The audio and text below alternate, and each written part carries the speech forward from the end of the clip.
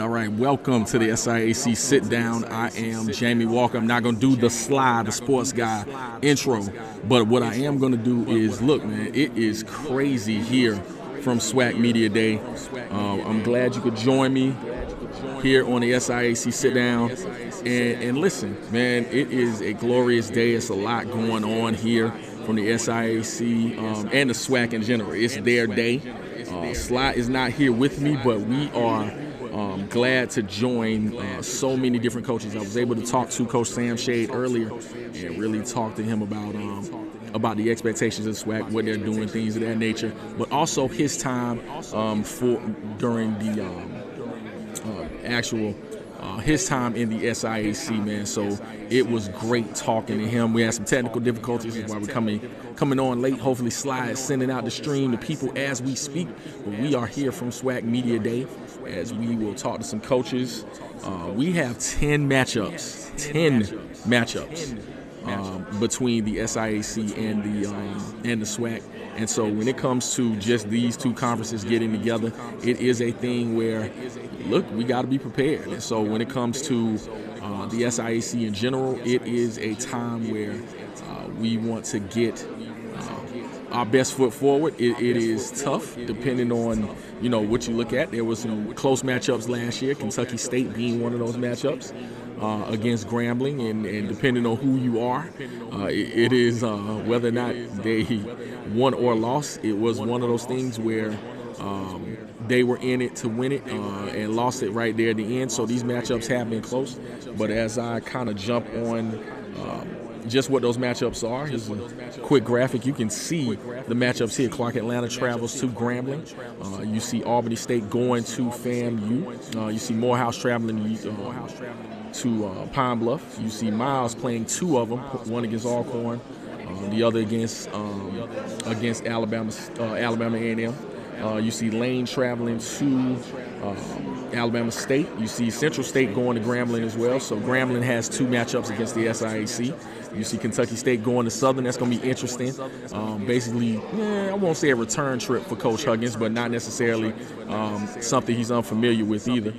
You can see Tuskegee going to they got a couple of different matchups, man. You see Tuskegee making that trek twice.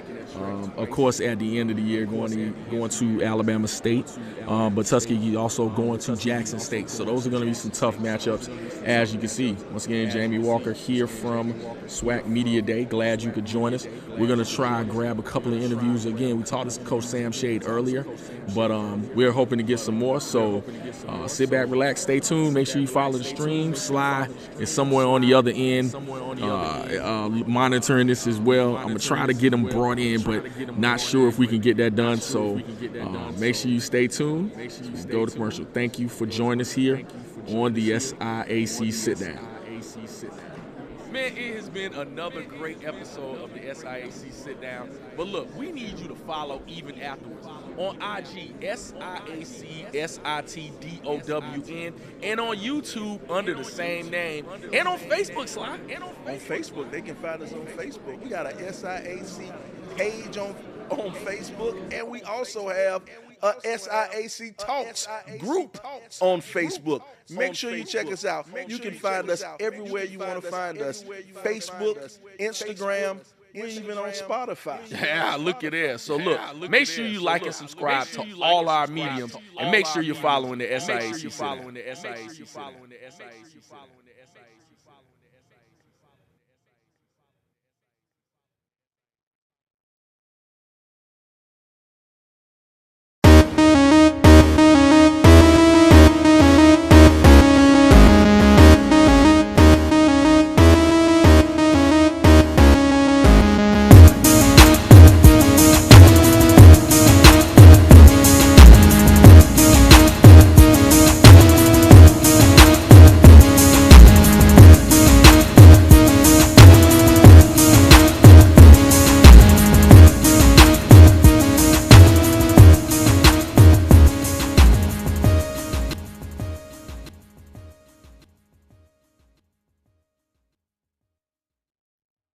All right, we are back here from the SIAC, from SWAC Media Days, the SIAC Sit-Down.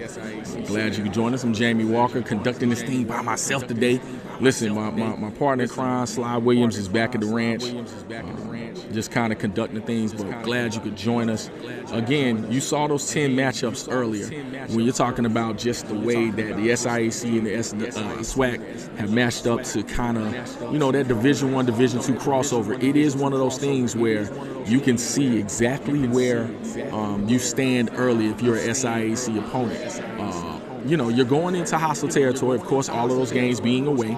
And even when they're playing the likes of Division I, Division II, that includes the CIAA, it is one of those things where they are looking to see where they match up, and you see some of those at destination areas as well. So when it comes to just what those matchups look like, it just depends on what you have that day. Again, when you're talking about Coach Huggins last year going into hostile territory at Grambling and actually being able to almost win that game, that is a thing of pride. And so when you're talking about just the way that these matchups come in, especially him being from Louisiana, it is a thing where they are playing for pride, but also you've seen the transition of a couple of coaches leaving the SIAC and going into the SWAC, one going into the MEAC as well. And so when it comes to just what they have been able to do and just those things, it is a springboard, a stepping stone to where they may go next. So when it comes to just you know, what they're continuing to do, you're showing yourselves in the SIAC. I know the coach, you might as well be a coach, knowledgeable about football, but Commissioner Anthony Holloman spoke highly of the springboard between the two conferences. Hey, if what you want to do is go next level when it comes to the SIAC and go to maybe another, you know, Division I HBC, or go to a Division I HBCU, it is one of those things that's there. So as we are continuing to look for a couple of different coaches, I hollered at Coach Quinn Gray earlier. He passed by me. You know, they got him busy out here just going to different places. We're going to try to grab him and talk to him as well. So make sure you stay tuned. We'll have you on hold just for a second. We'll try to get a couple of coaches on to talk about their matchups as well. Eddie Robinson, head coach for Alabama State, is in the area as well. I know they're in the room we're in. So trying to get them on just to talk about these matchups, man. Just talk about the difference between the two and all those things. So trying to get them on. But we're going to take a little break right here. The sound may still be up, but we are going to take a break as we try to grab some other coaches. All right, man. Thank you all for joining us. Thank you all for supporting us for these past 2 years. We've been doing the SIAC Sit-Down, but now we need you to go ahead and drop a little bit of money off to your people, man. We got to keep bringing you great SIAC content, and the only way we can do it is for you to hit our Cash App. Am I right, Jamie? Absolutely. As we've always said, to bring you this hard-hitting coverage, we need you to support. So make sure you go to our Cash App at SIAC SIAC Sit-Down to support your boys, because without the moolah, we can't give you this hard-hitting coverage. There you go. And here's the thing, man. We don't need you to go ahead. Now, if you want to, you can break off the big bread if you want to. But hey, we need something small, something simple to keep us going. Everybody $5, $10. Skip a lunch for your boys. That's all we want. Just send us the money. SIAC SITDOWN. That's $ SIAC Sit Down. We appreciate it.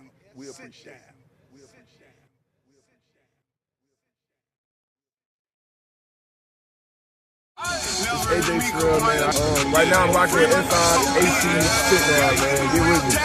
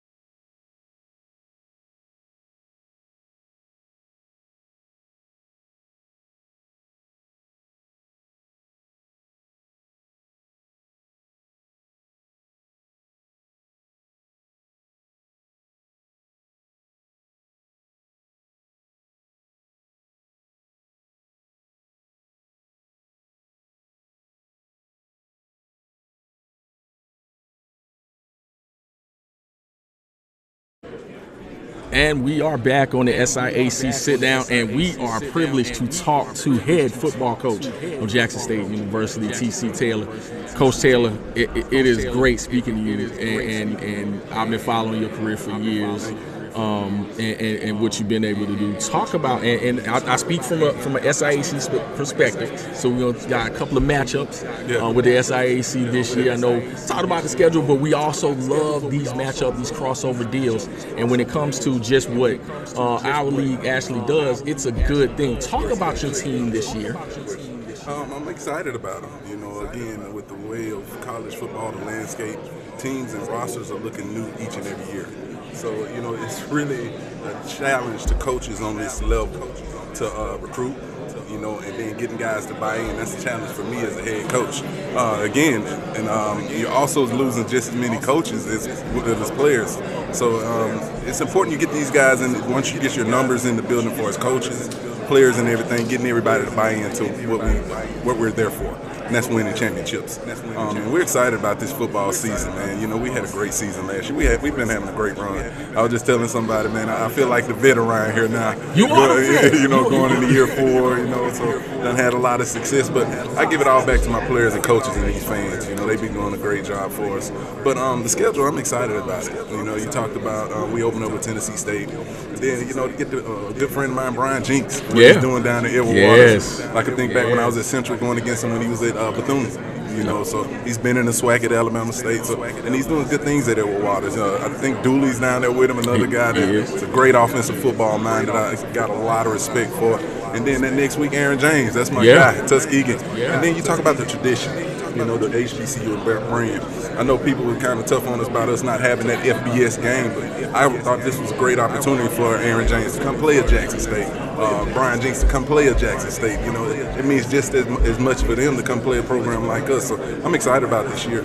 Absolutely, and I'm gonna tell you, we've had interviews with them. They are excited about coming down to the Jack, as people say. Good friend of mine, you know, talks about Jackson State all the time. I've been in that environment, so it's exciting for both coaches and players. Now, when it comes to just the matchups in general, you talked about Brian Jenkins. You talked about, you know, what a heck of a coach he is. What do you anticipate about that matchup in general? What I can remember going against him, they're aggressive.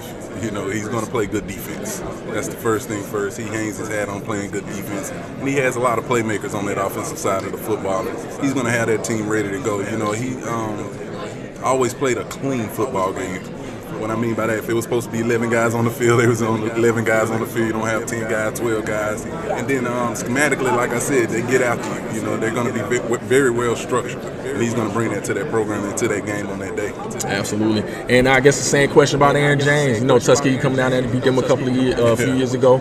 You know, it's one of those things where, you know, he's an alum, like you are an alum of Jackson State. So he has, you know, he has pride in his school. Talk about what that's like. A lot of pride in his school. You know, Aaron James, and when he walks out there, he got the tight shirt on. Oh, yeah, listen. It looked like he just got up off the bench press. And those players, they behind him. You know, it was a good football game. We played them in Jackson last year, so they kind of know how, you know, what to expect, how things are going to go that day as far as, you know, what kind of football team Jackson State going to be. So I know they're going to bring their A game, you know, so we got to be ready to play. We don't take any opponent lightly. We take Saturday serious, especially at the vet.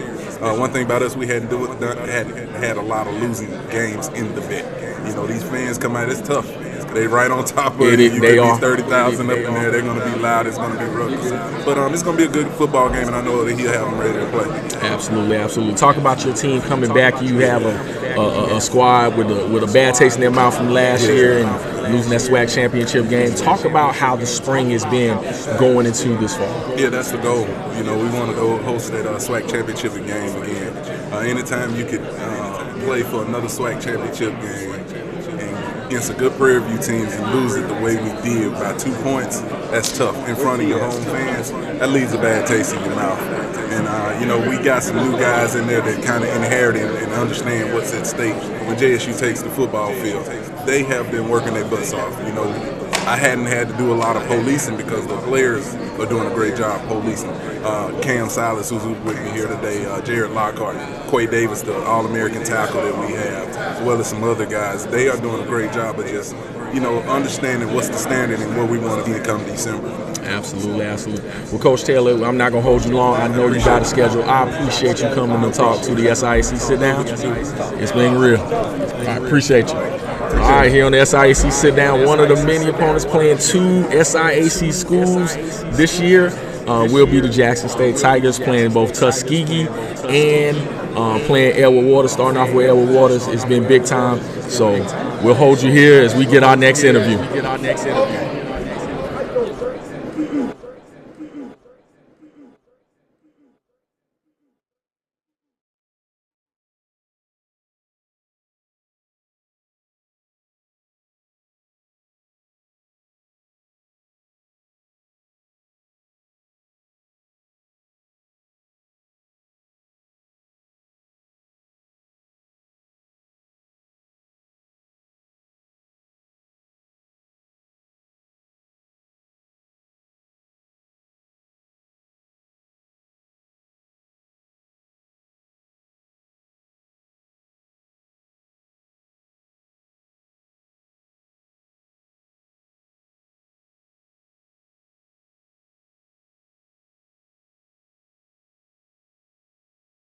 The one and only head coach of the Savannah State Tigers, Thomas Howard. How you doing, Coach? I've watched long enough, but to be on the show with you fellas, I'm doing something right. Hey, man, you doing something. You said your prayers, you ate your vitamins, you did it right. Now you're ill.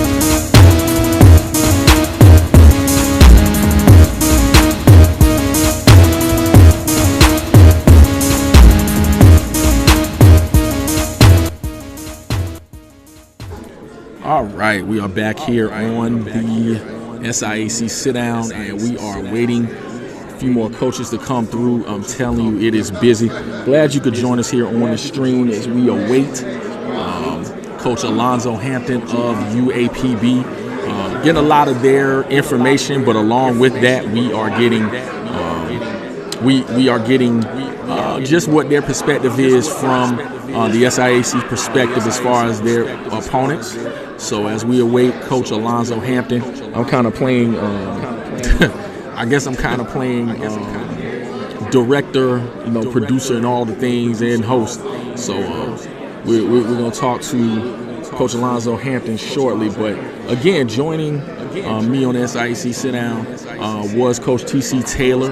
We talked about the Jackson State matchups against both SIAC opponents and what he is embracing with that, along with Coach Sam Shea. We may have to have that short interview on later on. We're going to try to get that popping as well, but very good. They are embracing the SIAC as far as opponents are concerned. Again, 10 matchups against SIAC opponents. We'll put those right back up again. When you're looking at Clark Atlanta versus Grambling, you got Albany State versus FAMU. You got Morehouse traveling to UAPB. Miles with 2 matchups, one at Alcorn State, the other one at Alabama A&M. Then you have Lane traveling to Alabama State. You got Central State going to Grambling as well. You got Kentucky State going to Southern. You got Tuskegee going to Jackson State. And you also have Tuskegee going to Alabama State. The Turkey Day Classic is big time, and that's exactly what they do. But again, as they continue to have things going on here, tell you what, it's busy around here. You can see just the views going around, man. It's one of those things where there are people talking to people. It's busy. This is one room. The things that are happening in the SWAC does a really good job of letting media come in, and you see different media and podcasts, folks come in that cover the team. And I think really when you're talking about podcasts in general, it's oftentimes a thing where they're picked upon in some cases. In some cases, it is a thing where they do a little too much, but also they are the heartbeat of their teams. And so when you have teams that are, or people that are passionate enough to cover a conference or a team, it is a thing of beauty. So as we await Coach Alonzo Hampton, again, glad you could join us here on the SIAC Sit-Down. First live stream on our own channel. We had some technical, had some technical difficulties early, but it's come out to be really a thing where it's done well. And so thankful to Andrew Roberts, Assistant Commissioner of the SWAC, who's been gracious enough to allow us to come in and talk about these types of things. I've been here the last 5 years. So again, when you're talking about just the way that these 4 conferences especially embrace each other, it is a thing of beauty. So again, as we await Coach Alonzo Hampton of University of Arkansas Pine Bluff, stay tuned and stay right here.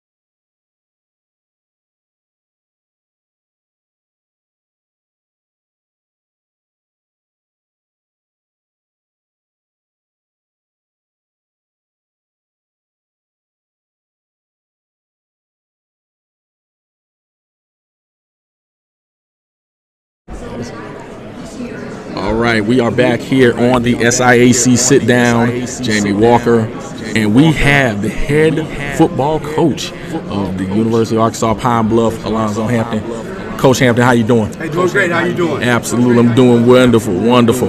Now, covered primarily the SIAC. You have an SIAC matchup with Morehouse this year. Let's talk about how, not necessarily how the matchup developed, because you play whoever on your schedule, but talk about that matchup in general and what you're looking forward to when it comes to it. Obviously, it's a kickoff classic, so it's week 0 game. It's 2 historic programs with the opportunity to play in a classic. And for us, we're playing in Little Rock, Arkansas. Place has been Central Arkansas has been good to the UAPB. We have our national award-winning alumni there, Pulaski County Alumni Chapter. They do a great job raising over $200,000 in scholarships, giving back to our university. Every dollar goes back. And then just for us, we have a lot of players that's from the area. And then you have guys that don't normally have opportunity to see us play. They'll be there. And it's the one Saturday that everybody gets a chance to be aligned. You can support whether you're a Razorback fan or you're a Bear or a Wolf. That Saturday you can be aligned. You can root for us. Come out, enjoy the food, the fun, the festivities, and then let's go play some good football. Absolutely, absolutely. Joining here with Coach Alonzo Hampton of Pine Bluff. And again, it wasn't the year that you wanted last year. You're coming to this year, and as I know about you, a person that's enthusiastic. But talk about the changes you've made with your program this year to get you ready for this upcoming football season. Yeah, so what we did is, as a coaching staff, we went back and watched every single game that we played, every conference game, right? Those are the games that matter. All right, so we played Grambling. We were winning the game 16-14, got 4 takeaways. We kicked 3 field goals. We should have won the game. They took the last drive, the ball was on the ground. If we stopped them, the game's over. They beat us 20-16. All right. Then you play FAMU. We're up 10-7 right before half. We get dirty eyes. They run a sluggo on us, and they're up 14-10. Now it's back and forth the rest of the game. They beat us by 3. So those are 2 games that we should have won. I tell people the only game that we beat Southern, right? We beat Alcorn. Right? The 2 teams that we had the hardest of trying to figure out is Prairie View and Texas Southern. And quite honestly, the reason is it's 10 hours travel. Right. And so now we're going to change some things around. We're not going to go up on Friday. We're going to go up on Thursday. You got to get there and get those kids rested and get them refreshed. But both of those guys, Coach Dishman and Coach Jackson, those are defense guys that play great defense. And so we have to understand when you play teams that play great defense, you got to be able to match that defense. And our defense this year will be our best defense. Our entire defensive staff is back. And then on offense, we have, in my opinion, we have the best running backs in the conference. And so we got to be able to run the football. And then we got some receivers that you ain't going to be able to guard one-on-one. So we're excited about where we're headed. Like I said, I just saw the predicted order of finish. They got Southern ahead of us. We beat them. They got, who's the other one? Grambling. They beat us. And I'm not sure. You got Prairie View, Texas Southern. Who else is in the West? Alcorn, we beat them in the Southern Years Classic. So, again, I like being the underdog. I've been the underdog my entire life. And so our outlook on this season is we got to take care of us. Enjoy the process, one game at a time, one play at a time.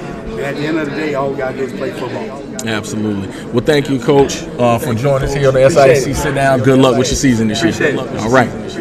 All right, that was Coach Alonzo Hampton of the University of Arkansas Pine Bluff. I had a quick interview with him, and again, it is busy. They're slightly behind schedule, but was able to get him in and out. Hopefully, we get the opportunity to talk to Coach Eddie Robinson of Alabama State University, who also plays a couple of opponents this year. They played both, I think, and let's go back to the graphic because my memory is horrible.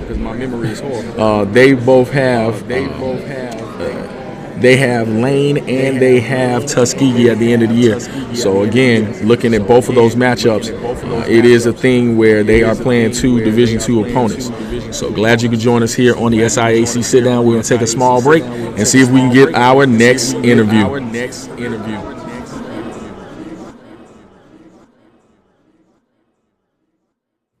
Man, it has has been another great episode of the SIAC Sit Down. But look, we need you to follow even afterwards. On IG, SIAC SITDOWN, and on YouTube under the same name, and on Facebook, Sly.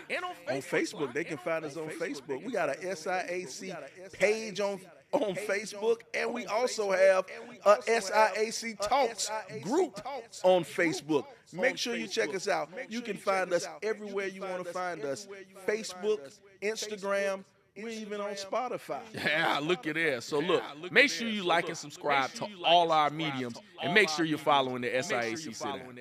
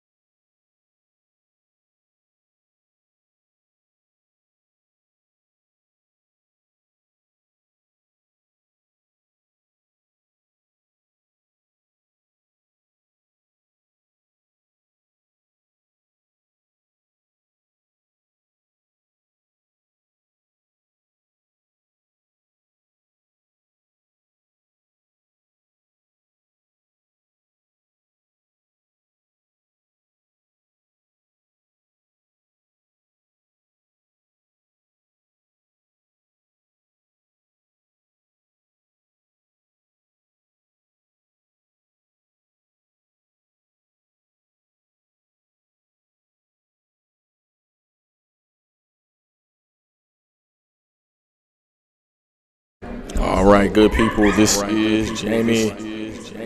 Glad you could join us here on the SIAC Sit-Down. It is quiet right now, only because they're at lunch. The schedule is slightly behind, so that's why we have kind of a lot of downtime between interviews. But again, we're going to continue grabbing those folks that are talking SIAC football and their opponents here at SWAC Media Day. Remember, next week we will be doing the same thing. We will be at our conference, though, SIAC Media Day from Macon, Georgia. I think it'll be me and Sly on these microphones, on these airwaves. So continue. Make sure first of all, make sure that you are subscribing to the channel. You know, we got to have more subscribers. We gotta get that subscriber count out. I know we do a lot of our stuff on HBCU Game Day, but we're trying to expand our channel as well. We're gonna have that hard hitting coverage coming up. So make sure you subscribe to the channel, SIAC Sit-Down on YouTube and SIAC Sit-Down on all mediums.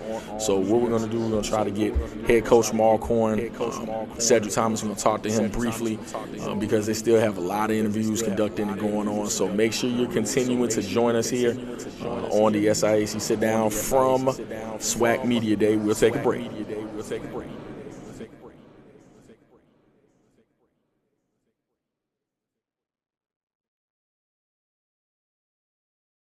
All right, man. Thank you all for joining us. Thank you all for supporting us for these past 2 years. We've been doing the SIAC Sit-Down, but now we need you to go ahead and drop a little bit of money off to your people, man. We got to keep bringing you great SIAC content, and the only way we can do it is for you to hit our Cash App. Am I right, Jamie? Absolutely. As we've always said, to bring you this hard-hitting coverage, we need you to support. So make sure you go to our Cash App at SIAC Sit-Down to support your boys, because without the moolah, we can't give you this hard-hitting coverage. There you go. And here's the thing, man. We don't need you to go ahead. Now, if you want to, you can break off the big bread if you want to. But, hey, we need something small, something simple to keep us going. Everybody $5, $10. Skip a lunch for your boys. That's all we want. Just send us the money. SIAC Sit-Down. That's $ SIAC Sit-Down. We appreciate it. It's AJ Frill, man. Right now I'm rocking with SIAC Sit-Down, man. Get with me.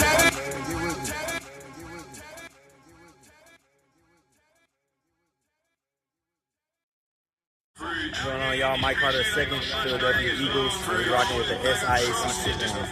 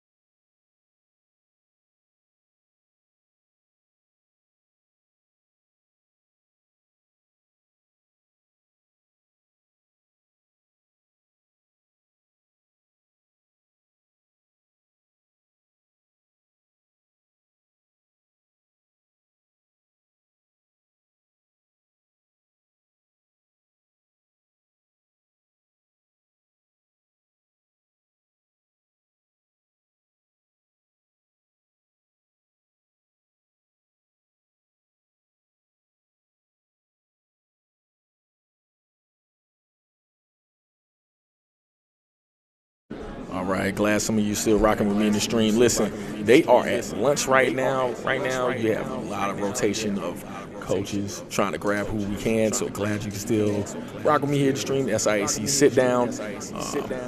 Again, it's been a really good day here at SWAC Media Days. We've been able to talk to several coaches about their matchups versus SIAC opponents. So make sure you continue to rock with us as we continue to get those interviews.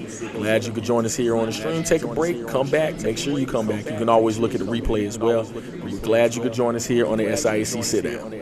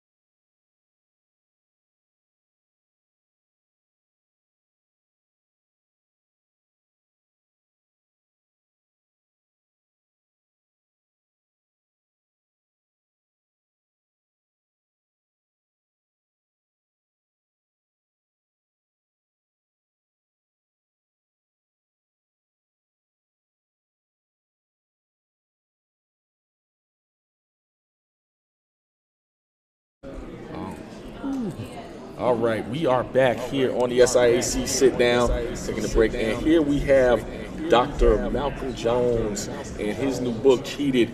Dr. Jones, how do you do today? I'm doing well. What about yourself? I'm pretty good. Can't complain. Good. Now, I know typically we would talk SIAC football. We're here at SWAC Media Days talking the crossover games, but talk about your book, because I think it's very important to let the audience know. Well, I began writing this book reflecting on my life as a college athlete.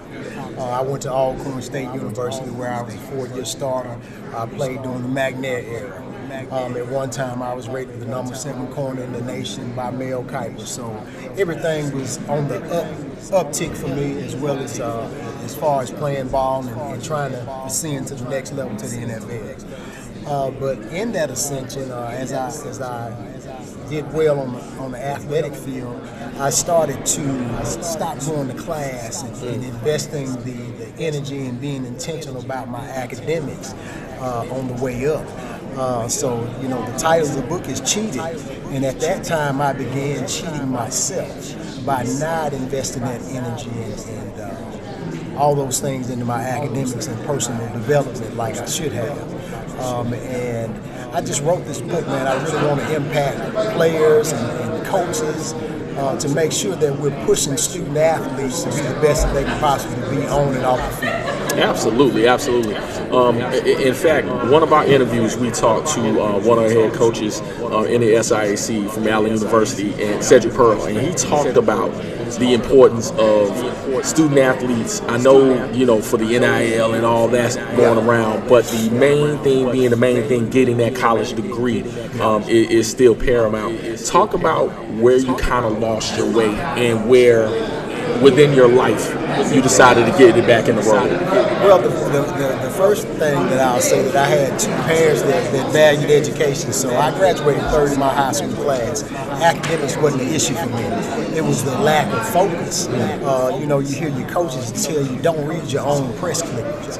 I began to read my own press clippings. I had a lot of success at playing football.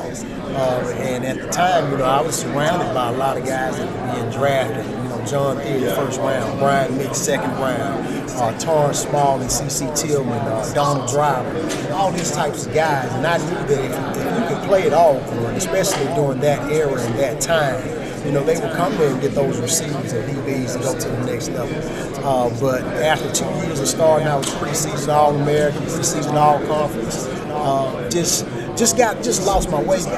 Began to read my own press clippings and got totally focused on trying to go to the league. And that's where I lost my way. But I tell you, my parents were the X factor. They're the type that'll reel you in when you get back off track. I had a serious back injury and surgery, which I came back from and played 2 more years, but I was never the same athlete that I was after the injury. So I was forced to transition into real life. And at that point, you go through things, depression and sadness. You see your friends going on and being drafted, other people moving on to the next level. But I had to make that transition. And so many athletes make the transition and they don't have the credentials or the knowledge or the capacity to move on. And they find some kids that have some struggles along the way finding themselves. Absolutely. What motivated you to write this particular manuscript? What motivated you to write this book? Well, I was just reflecting on my life, and I began writing on my life.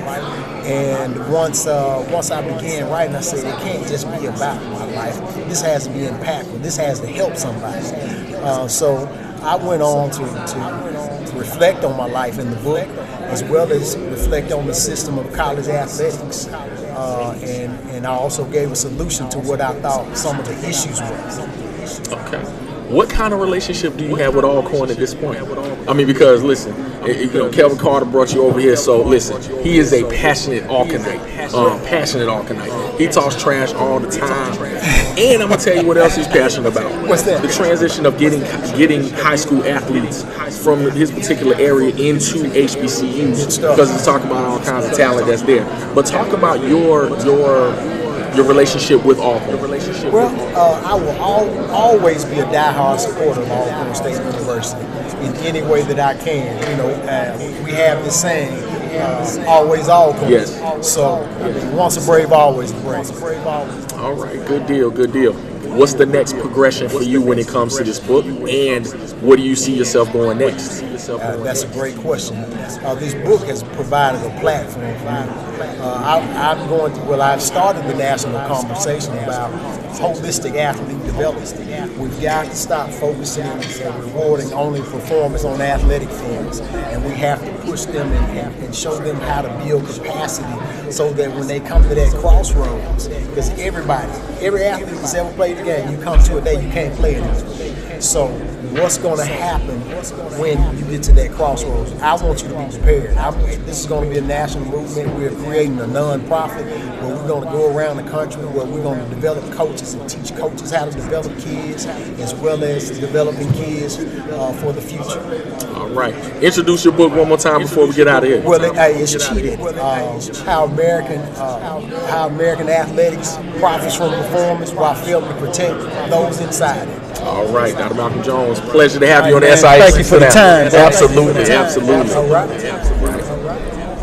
All right, here on the SIAC Sit-Down, Dr. Malcolm Jones, absolutely with his book Cheated. Listen, that is very important. When you're talking about athlete and holistic development of the athlete, that is one of those things that you cannot have enough of. And we talk about that a lot, especially on the Division II level.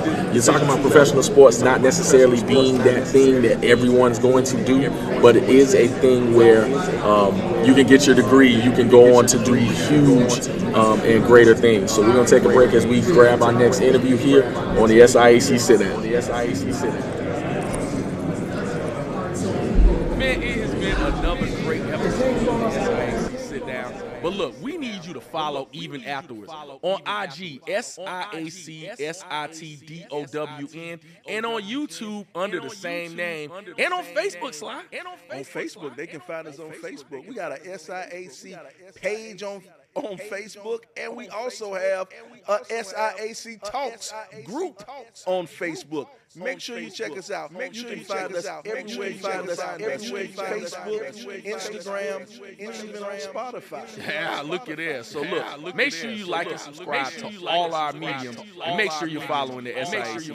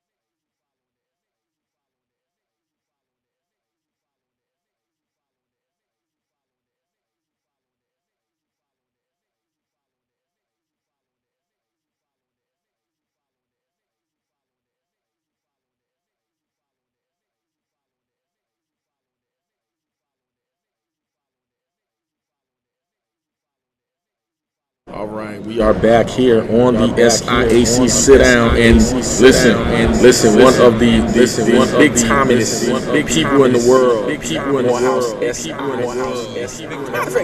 big timest, yeah, that's a word, that is a word.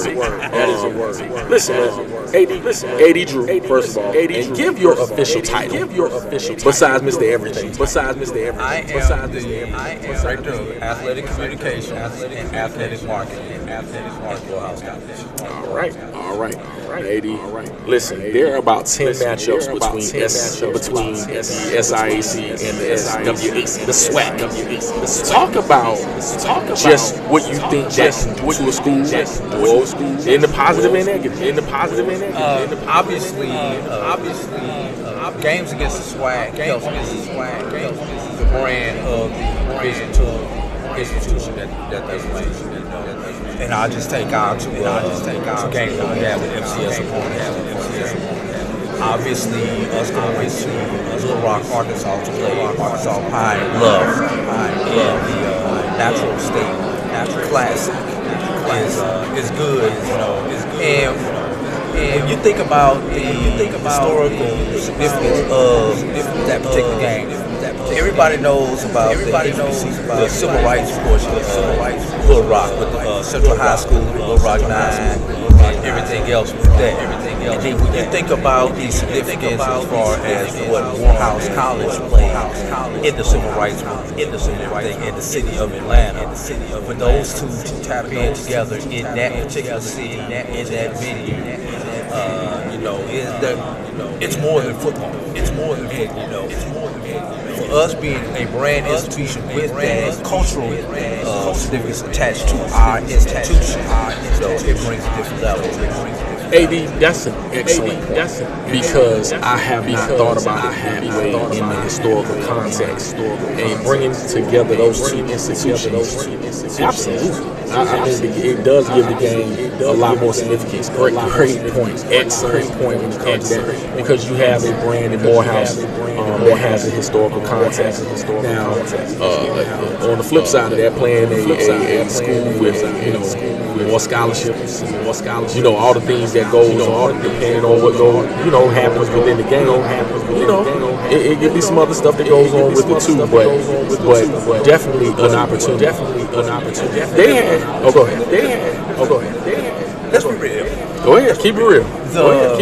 For the FCS schools, SWAC schools, they have everything to lose and nothing to gain by being the SIAC versus the SIAC institution on the other end.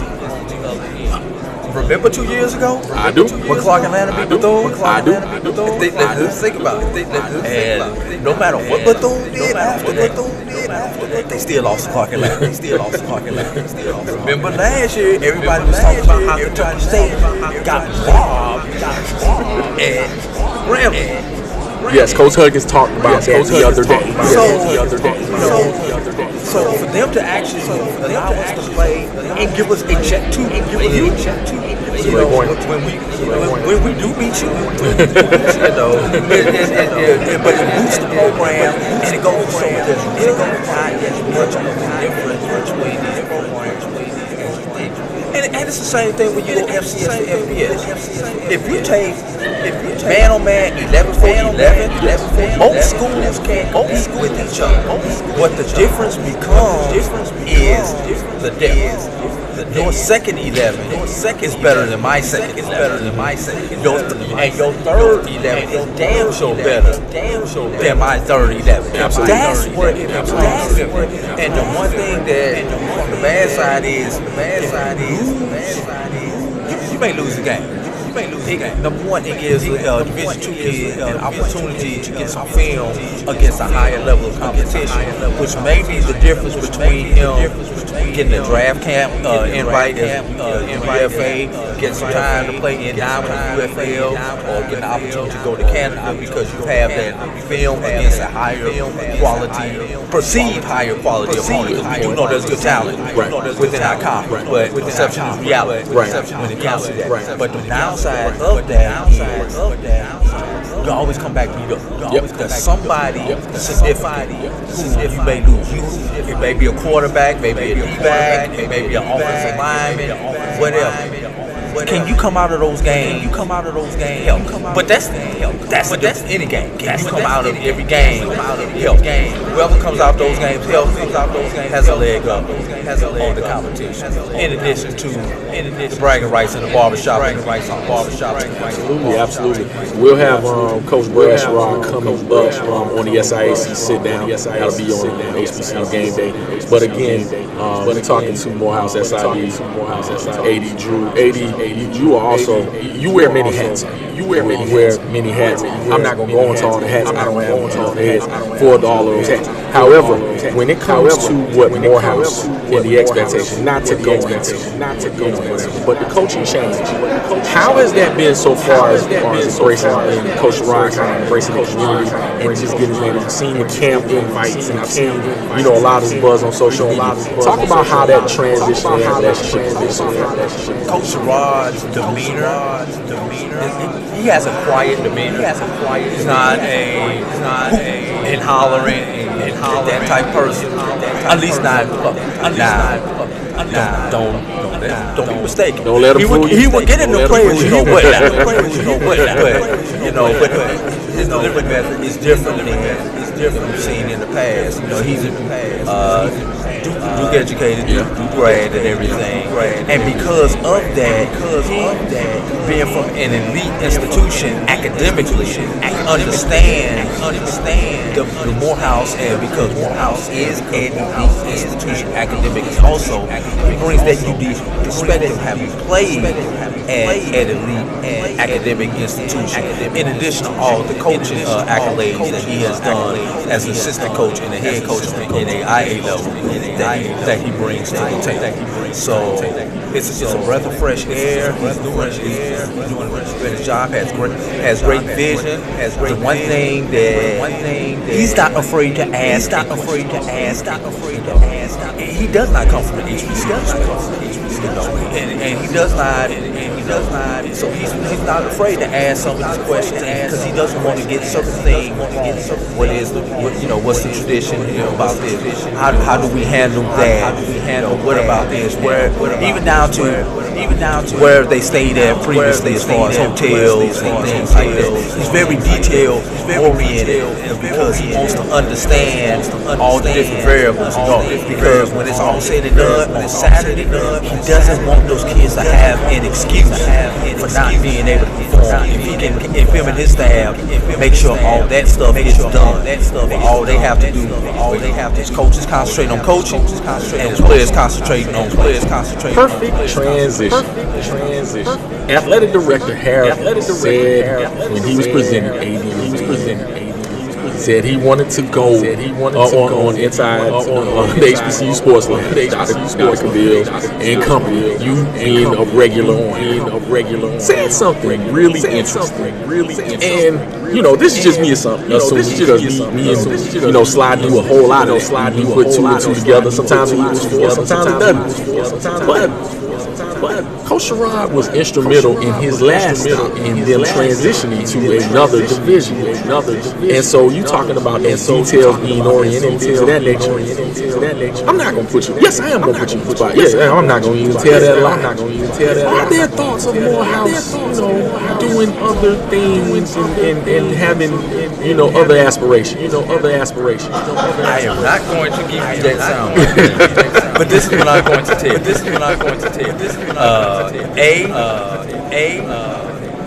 Everybody in the HBCU space knows the Morehouse brand. But the Morehouse brand is an academic brand. Yes. It's an academic brand. It's an academic. Morehouse brand has not been athletic.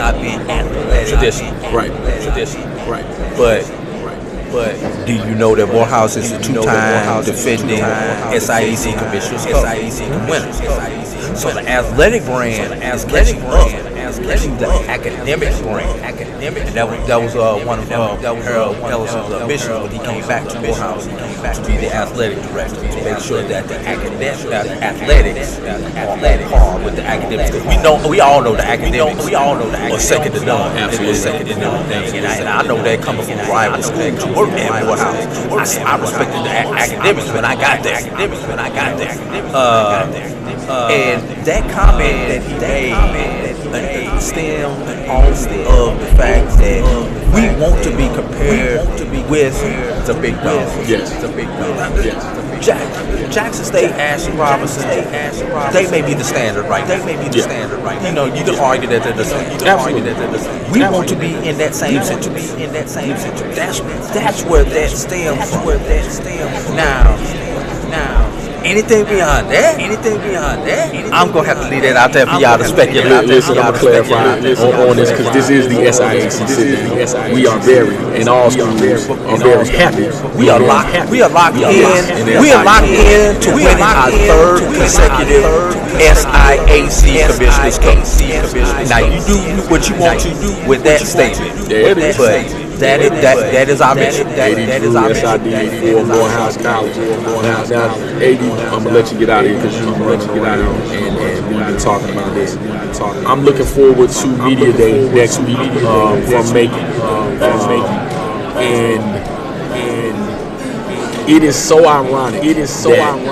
There are a couple of coaches that have transitioned into SWAC from SIAC institutions. Does that give the premise that you can do anything from anywhere when even starting out in SIAC? It should. And not only have those coaches, a lot of those coaches transitioned, they've been successful transitions.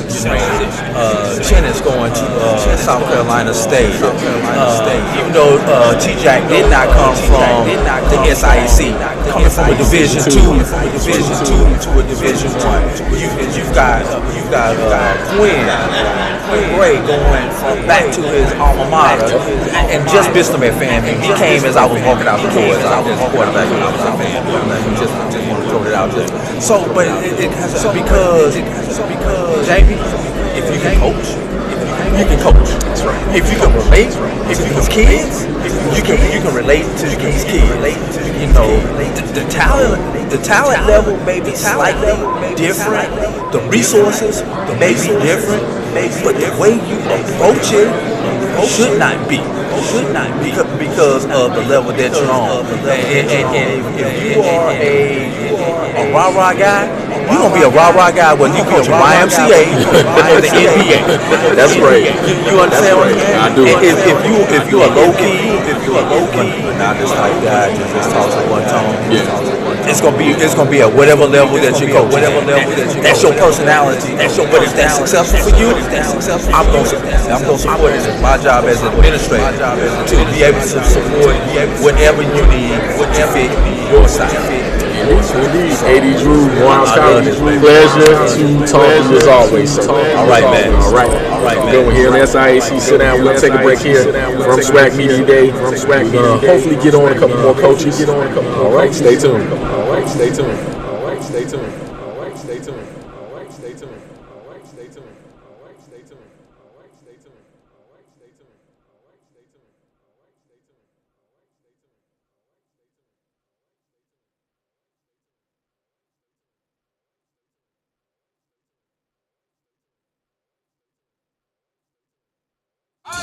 AJ Frill, man. Right now I'm rocking with SIAC Sit-Down, man. Get with it.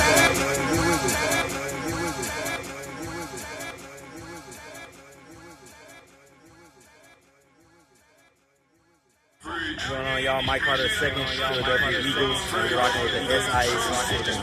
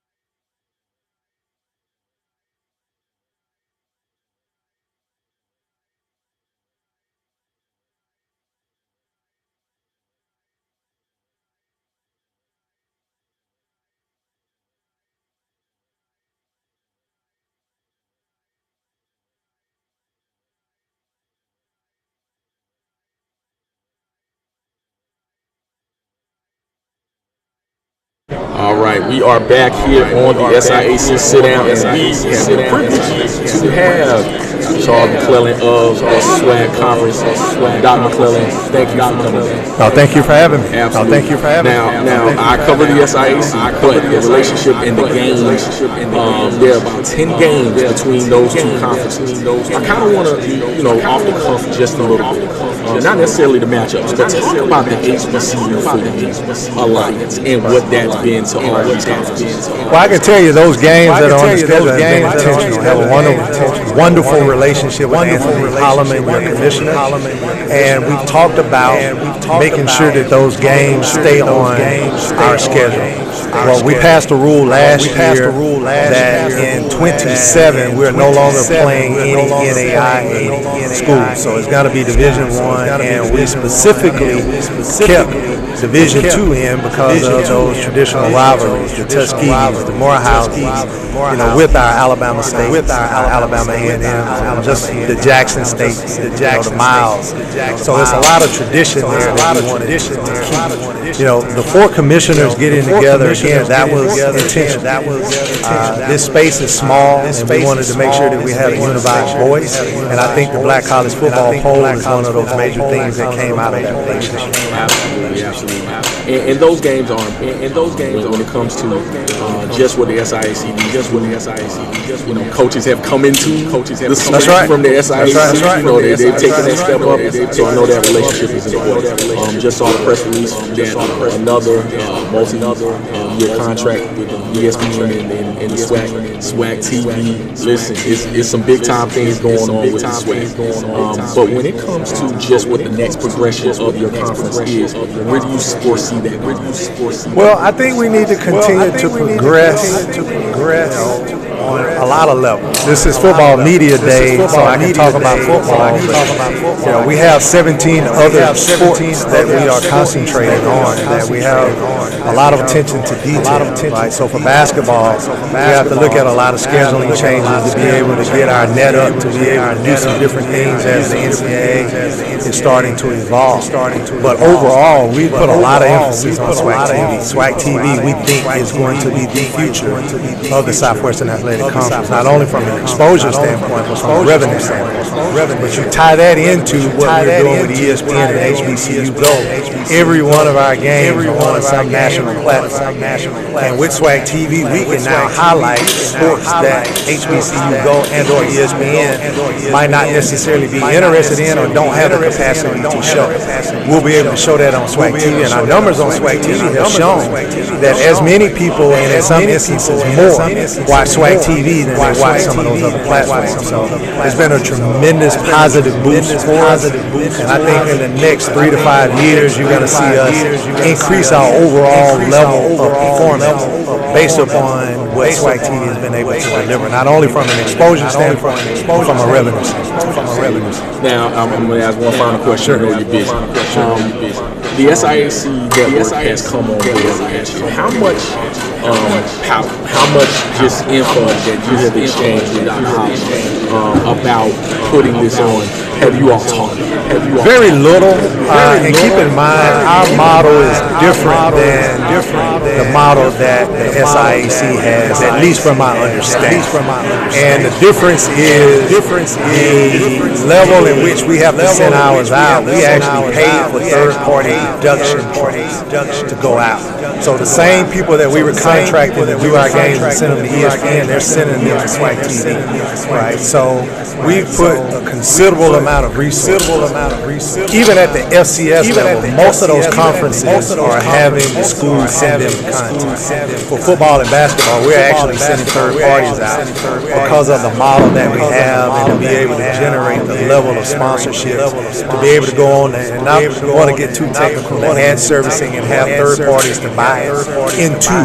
You have to have a certain quality. It has to have certain specifics to it that our schools may not necessarily be able to bring. So because of our revenue generating projections, we have to have a different servicing level. So we've had to contract out. We had to put more money into that than just the normal creating a platform and having schools sending in. Now we do have some games that are sent in.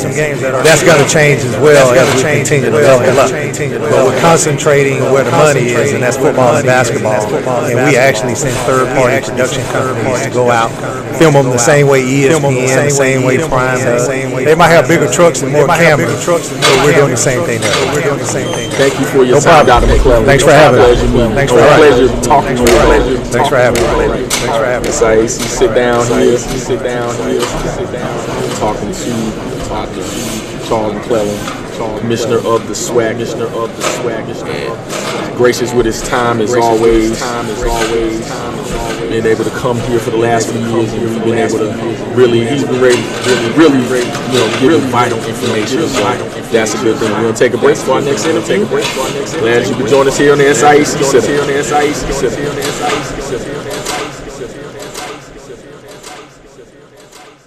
Man, it has been another great episode of the SIAC Sit-Down. But look, we need you to follow even afterwards. On IG, SIAC SITDOWN, and on YouTube under the same name, and on Facebook, They can find us on Facebook. We got a SIAC page on Facebook, and we also have a SIAC Talks group on Facebook. Make sure you check us out. You can find us everywhere you want to find us. Facebook, Instagram, we're even on Spotify. Yeah, look at that. So look, make sure you like and subscribe to all our mediums, and make sure you're following the SIAC Sit-Down.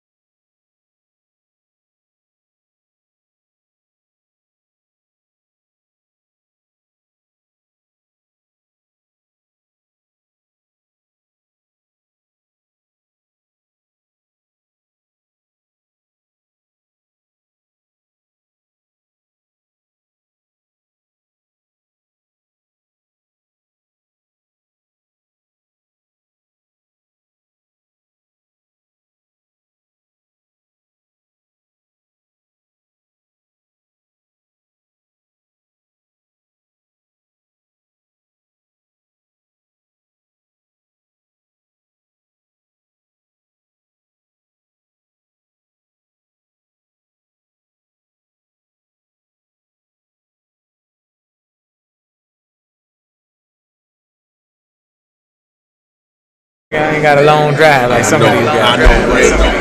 All right, here on the SIAC Sit-Down, we have no further than Mr. Coach Eddie Robinson. How you doing, sir? I'm doing great. I appreciate you hanging out with us here at the SWAC Media Day. It's always a great time of year. Absolutely. Now, when it comes to just your demeanor, it has always been, you've always been gracious with your time, even, doing work for Black College Sports Network and all the things. But I'm covering the SIAC, this SIAC Sit-Down, and you have a couple of SIAC opponents that we're going to be talking about. You matched up with Lane this year, I think, and of course, Turkey Day Classic with Tuskegee. Talk about how important the SIAC has been as far as not even necessarily your development as a coach, but just the matchups between the squads. You had, epic matchups with Miles, and you've had some games, but just talk about that for a second. That relationship. I think it's important. I mean, it's all HBCU football. I mean, the message that they're preaching is the same message that we're preaching. We're just trying to develop young men. We know that the future of what we're doing here in this country is all about what are we putting into these young men as individuals, not football players. And so we can develop the young man first and the football player take care of itself. And so the same type of player that's being recruited to Lane or Tuskegee or Miles is the same type of player that I'm recruiting. It's a kid that probably has something physically we need to work on, something emotionally or psychologically we need to work on. It's some type of development that needs to be done. So we spend a lot of time developing players. Like most of the players, they leave us being better players and better men than when we got them. And so I think just from the mission of where we are as HBCUs and where we are in the landscape, it's just a great spot to be in NCAA and college football. So I love being here. I know the coaches in the SIAC, Aaron and those guys, Coach Connors. I mean, I know the message that they're preaching to their kids is the same message I'm preaching to mine. Absolutely. And when it comes to just within your coaching development, and not necessarily just the SIAC, but you're in your what's this, year 4? Fifth year now. Listen.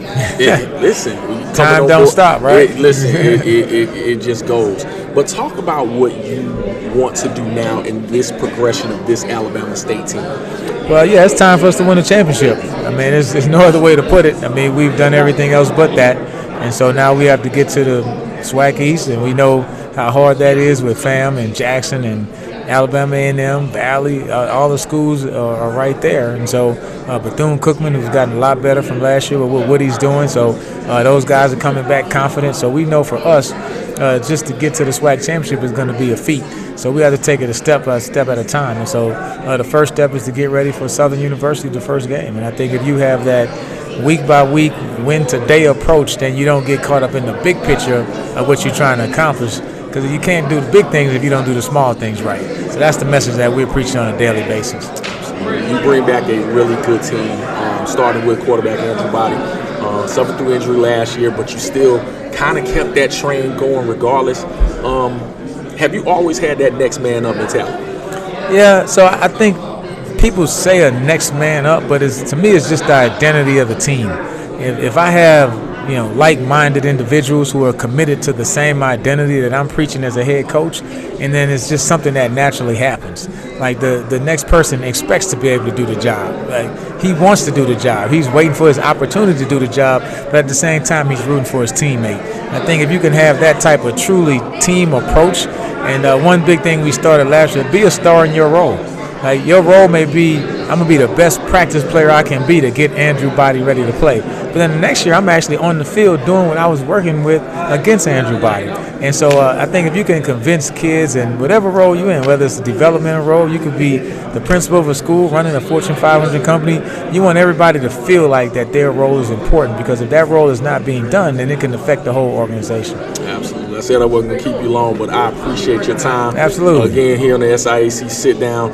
You got Lane, you got Tuskegee. There'll be some big-time games. Hopefully, we'll get to see those and see a good one. I appreciate you. I appreciate you, man, always. Absolutely. Thank you again for coming on the SIAC Sit-Down. Listen, we're going to keep it live here. We're going to grab our next interview. It's a good one.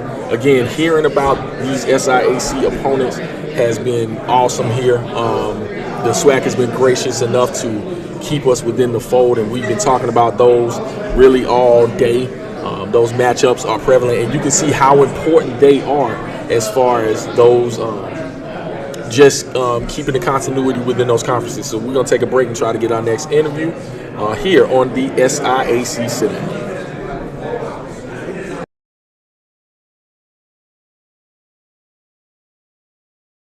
All right, man. Thank you all for joining us. Thank you all for supporting us for these past 2 years. We've been doing the SIAC Sit-Down, but now we need you to go ahead and drop a little bit of money off to your people, man. We got to keep bringing you great SIAC content, and the only way we can do it is for you to hit our Cash App. Am I right, Jamie? Absolutely. As we've always said, to bring you this hard-hitting coverage, we need you to support. So make sure you go to our Cash App at SIAC SITDOWN to support your boys, because without the moolah, we can't give you this hard-hitting coverage.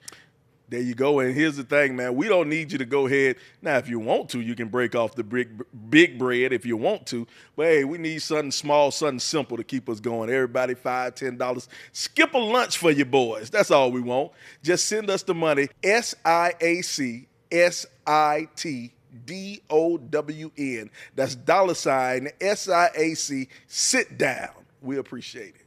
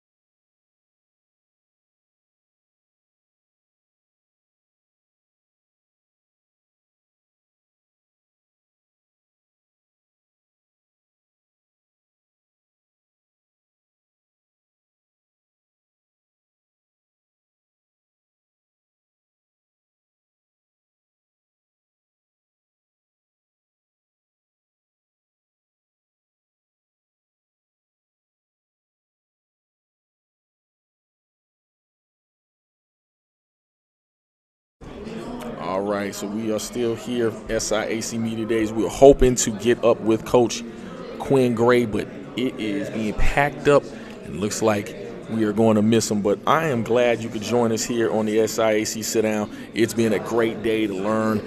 Really, we've been talking a lot more SIAC ball, probably more than SWAC ball. But, of course, these SWAC coaches have been gracious enough to give us a lot of time to talk about those matchups, and even the commissioner talking about the importance of that actual relationship. So for Jamie Walker, I know Sly Williams is not here. We will be back on next week from SIAC Media Day.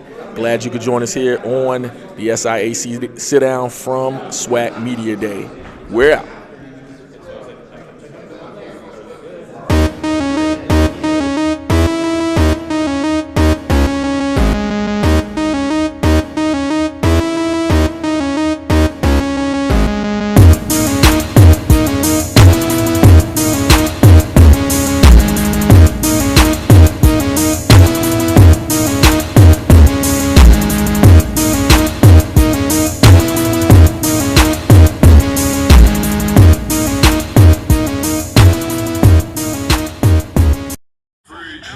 Mike Carter II, Philadelphia Eagles. We're rocking with the SIAC Sit-Down.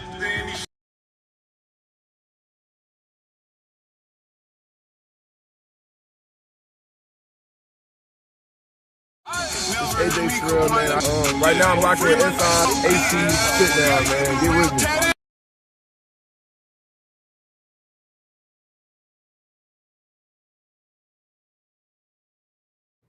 Man, it has been another great episode of the SIAC Sit Down. But look, we need you to follow even afterwards. On IG, SIAC SITDOWN, and on YouTube under the same name, and on Facebook, Sly.